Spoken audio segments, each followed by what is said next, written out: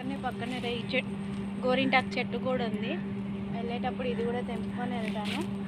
చాలా రోజులు అవుతుంది గోరింటాకు పెట్టుకొని కూడా. ఈ చిన్న చిన్న ఆకైతే చాలా బాగా పండుతుంది, చాలా బాగుంటుంది అసలు. షాక్. ఓకేనా ఫ్రెండ్స్, బాయ్. మరి దొరుకుతున్నా,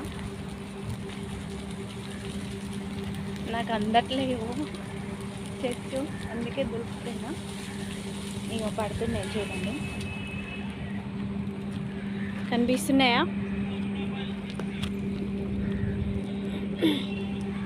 నేనైతే చిన్నగా ఉన్నప్పుడు రేయి పళ్ళు ఉన్నాయంటే అసలు అవి ముళ్ళే గుచ్చుకొని ఏమన్నా గుచ్చుకొని నేను ఇలానే తెంపుకొని తినేదాన్ని.